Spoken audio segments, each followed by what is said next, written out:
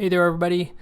So this is a little project, a little repair I did the other day, and basically it's a bike that a high school student on a high school mountain bike team trying to convert the bike over to a one by setup, and kind of got stuck, and we needed to add a few parts anyways. And he's on a pretty tight budget, and we wanted to incorporate and use as many of the original components as we could. So anyway, yeah, it's a Shimano 10-speed Dynassist system. Originally, it had this Shimano XT rear derailleur on it, which was in fair condition. It was functional and everything, but it didn't have any type of a clutch or like a chain stabilizer, kind of help keep that chain from coming off. So we picked up this micro shift. It's pretty economical rear derailleur. Like it goes up to has a 42 tooth capacity on it there. So there's a little on-off switch for the little clutch mechanism. And typically just riding the bike, normally you'll have it on the on position, and if you need to remove the wheel or work on the bike, you'll turn it to the off position.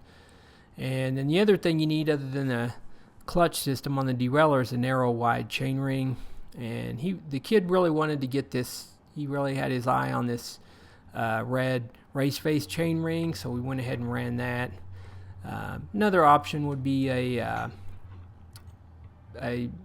like these for an inexpensive wide range cassette, this Sunrace here. This is actually 11 speed, but it was like 50-60 bucks for that one for a 42 tooth max, but he was okay with the 1134 cassette. So anyway, getting it on here, and our housing's a little short from the XT derailleur to this micro shift, so just mocked up a chunk of new red 4mm compressionless housing here, and got our ferrules put on, and so we're gonna get this thing set up. Before we hook the cable up, we're gonna kind of get a rough get our limit screws kind of in the ballpark here. So it's kind of hard to tell with the camera angle, but basically I'm gonna loosen up the high limit screw. You can tell because it's got an H marked right there, but as I back that off, you can see the pulley moving outwards to the edge of the frame, and kind of what I want to shoot for is having that pulley directly below the smallest cog, maybe 0.5 millimeter outwards, but that's kind of the baseline setting on that. Kind of the same thing with the low limit screw. You want it to be just below the largest cog, or maybe slightly out towards the spokes, maybe 0.5 millimeter past the large cog. That's a good baseline to get it set up there. So we've got that all set up, and now we're gonna go ahead and hook up our cable. Could have adjusted our little B knuckle setting screw there, but we'll get to that here in just a bit.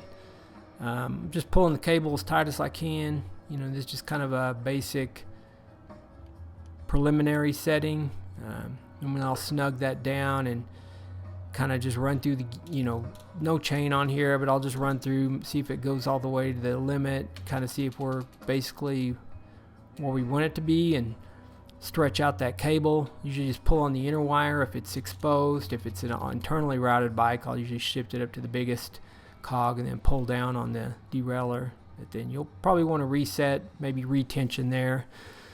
So anyway, we're going to remove the crank now, and you want to, on these Holotech 2 Shimano cranks that have the 2 pinch bolts, you want to alternate loosening those up. You don't want to loosen one all the way and then move to the other. You want to work back and forth, slowly release that torque. We got our little preload cap tool there, and there's the little stopper plate there. So we'll undo the stopper plate, and then we're going to undo the preload cap here. And just kind of the reason we loosen those bolts alternate like that, it just keeps, if you do one all the way, it puts a lot of stress on the other bolt. Sometimes they get so tight you can't even break them loose there. So always working that a little bit of on each one pattern. So we got our crank off, and then you can see the 4 bolts there, the chainring bolts. It's a Torx T30 wrench to loosen those off. These are pretty tight on here, so I like to just lay it down on the bench like this, and kind of gives you room to not accidentally slip over and smack your knuckles into the chainring there, or the sharp teeth on the chainring. So once we got our chainring bolts off here, we're able to remove the small ring and then the middle ring that was kind of trapped in between there. And you know, basically you're going to have to remove the crank to get both of those off because it won't go over the outside. So anyway, we've got a race face chainring here. These are pretty cool because they've got a basically like the nut end of the chainring bolt is built into the chainring, so it kind of fits into the spider there. And then there's a little gap between the edge of the chainring, so it doesn't fit right flush up against the spider. And the reason on that, on this 30 tooth, if that were to go flush up against the spider, then the chain itself wouldn't engage fully into the ring. It would hit on the edge of the spider there. So it's pretty nice design, pretty ingenious. So anyway, I like to put a little grease on my chainring bolts here. Some folks will put some Loctite. I like to just put grease and torque them properly. I believe the recommended torque for Shimano steel chainring bolts is 12 to 16 Newton meters. So as long as you get those good and tight, there's not much issue. If you, for whatever reason, have issues with them backing off, then you might put some Loctite on there. But otherwise, I'd recommend just using a little bit of grease there. So anyway, we're ready to put our crank back on at this point. You might wipe everything down while you got the accessibility, clean everything off at this point. Put a little grease in the bearing bores or the spindle there. And so we've got our crank back on. We're going to push that little, go ahead and put our preload cap back in here, and then we're going to, you can see the little stopper plate sticking up there. It's just a little safety plate if that crank comes loose for some reason, the crank arm will kind of holds the crank arm on there. Maybe give you a little bit of time before that arm falls all the way off.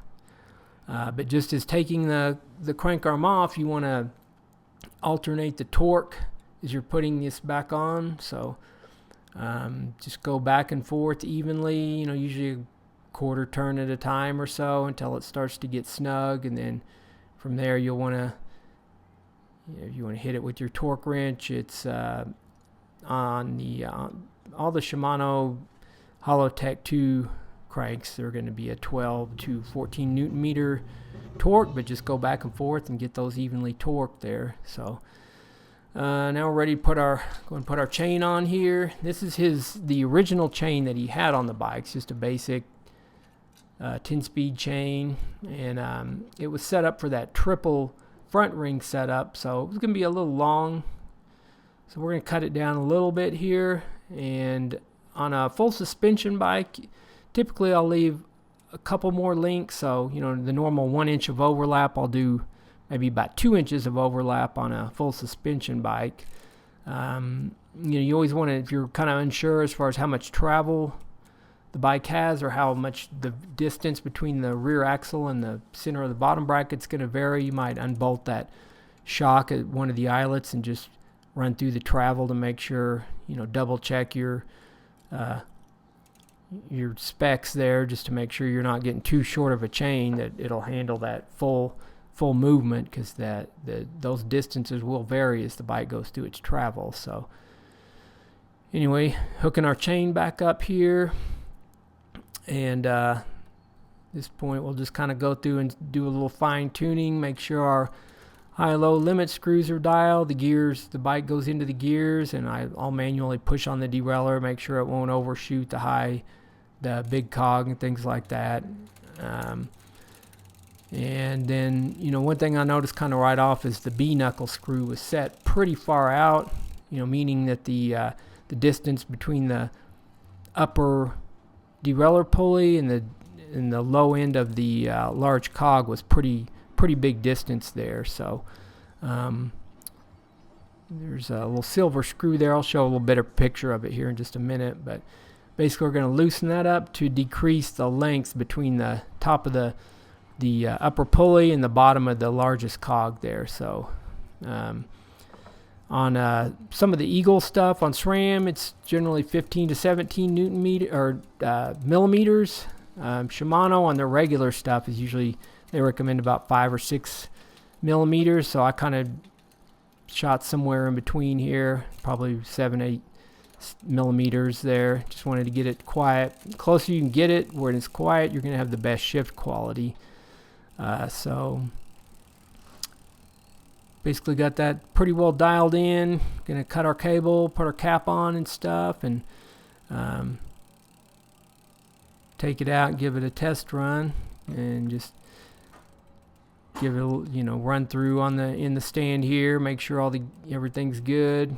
Got our clutch engaged there, and so anyway, that's the B knuckle, or on Shimano it's called the B tension screw, and that's how you'll vary that distance between the top of the upper pulley and the bottom of the largest cog there. So anyway, got that all dialed in and everything, and went out, test rode it. Clutch is working really well, and you can set up, you don't necessarily have to have a clutch system, but if you don't, then you're going to have some kind of a like a chain retention device above the front chain ring to force the chain to stay on there, even if you have a narrow wide chain ring. So kind of defeats the whole purpose if you don't have some kind of a chain stabilizer or clutch system. So anyway, that's my opinion, that's the correct way to do it. It looks clean and everything else. Some bikes it's difficult to put some kind of a chain guide or whatever on there. And anyway, you can see the distance there between the chain and the edge of the spider. Got plenty of clearance through the full range of gears, and rode really nice. The kid was pretty stoked on everything, and so anyway, worked out well. And hopefully you found the video helpful or interesting if you're looking at doing a similar setup. And anyway, yeah, that's going to do it for this video. Thanks for watching, and we'll see you guys next time.